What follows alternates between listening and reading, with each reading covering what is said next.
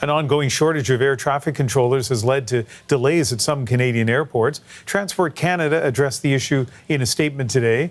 It says in part that improvements have been made by all partners in the air sector, including hiring and training of new employees, including new air traffic controllers by NAV Canada. NAV Canada is the private nonprofit that manages air traffic control in the country.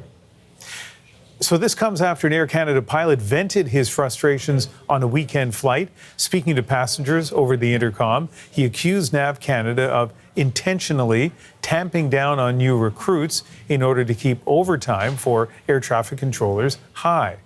The company has denied those claims. It says training operations are being scaled up to deal with the labor crunch. Joining us now is Captain Tim Perry. He's president of the Airline Pilots Association Canada, and he helped write a letter calling for a review of the aviation system, and he is in Ottawa this evening. And Tim, what kind of impact are you seeing as a result of this shortage? Yeah, so it's a good question. The shortage is really in any part of the industry, whether that's it's a complex ecosystem and it all has to work together. So in this case, we're talking about air traffic controllers, but it can slow down the capacity of the system, and that's what we're seeing. Okay, so let's zero in a little bit more on that. What do you know in your position with the association about the shortage of air traffic controllers? Well, we work pretty closely with the Canadian Air Traffic Controllers Association and their president, Nick von Schoenberg, but we also work closely with NAV Canada. We are a labor organization, but we're a safety organization equally, so we're always kind of working on how to make the system run as best as it possibly can. So we do hear about, staffing levels, and whether that's at an airline or whether that's at the air traffic control centers or units, that we do keep fairly close watch on that. Yeah, I guess, though, for somebody like me who's on the outside of this looking in, I'm still not clear on what's happening. I've seen the airport in Vancouver, YVR, announce slowdowns that they say has to do with NAV Canada. And I don't know if they talk about staff shortages, but they certainly say that the slowdowns are due to an issue with air traffic control. I was actually sitting with a pilot on a plane the other day, and we were just having a conversation, and he said it's a huge problem, particularly for him between Toronto and Vancouver. So kind of take us inside, like what is happening right now in terms of delays and their connection to air traffic control? Mm-hmm.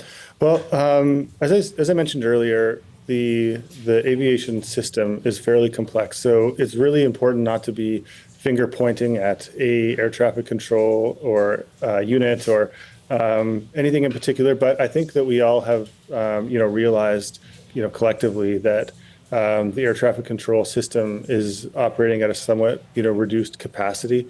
And so really that just has to do with, making sure that, the most important thing is that it operates safely every day. And in order to make sure that it's operating safely, sometimes its capacity, must be reduced. And so in a sense, that's normal. But, when there are potentially resource constraints that can, those slowdowns or those delays, they can become more acute. I get the sense you're speaking very carefully, and if that's true, makes sense given the position you're in with the association. There was a pilot, as I'm sure you've heard by now, on an Air Canada flight on the weekend who kind of expressed his frustration to the passengers on board, and one of our producers happened to get a recording of that. Let me play an excerpt of that. We believe that there's a lot of evidence that the people in charge of air traffic control, NAV Canada, are keeping, like the air traffic controllers are keeping the numbers low to keep the overtime up. And here on a beautiful day in Vancouver, you have a few people calling in sick, and the sectors are understaffed. So, Captain Perry, what do you make of that? Yeah, well, I think maybe the last thing that he said, that potentially the sectors are understaffed, is the important part. I would say that, everything preceding that is a bit speculative.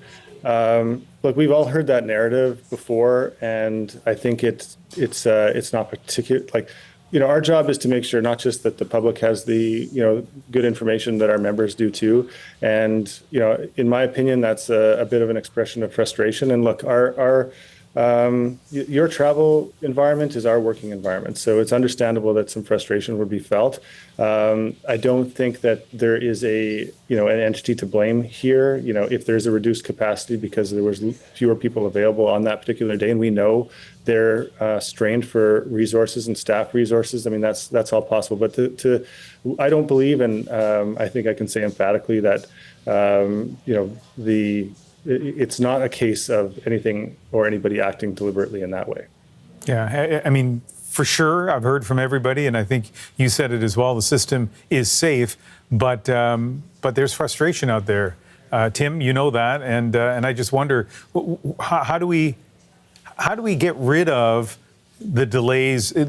Lots of things going on in the system, but how do we reduce or eliminate the delays that are due to air traffic control? Yeah, I mean, that's a great question, and that's really where we have to put our focus. I mean, what the situation that we know today or have observed in the past, really what's important is what we do now. And the good news is, these are problems that we can address. Canada has a vast aviation network and infrastructure. We have to prioritize that.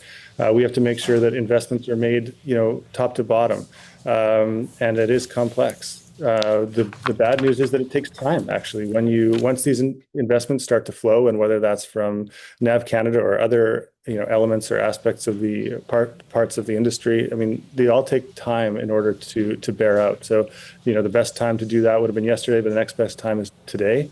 And it's just going to take investment. We can absolutely do that, and we can make sure that our entire system is staffed, but it needs to be prioritized. But when I say prioritized, it has to be NAV Canada, their employees, it has to be the regulator, everyone who accesses the system, and by that I mean the pilots who use it every day and operate within it every day. That's how you're going to get a comprehensive, good solution that's going to last and be resilient. All right, well, let's stay in touch on this, Captain Perry. Thanks for speaking with us.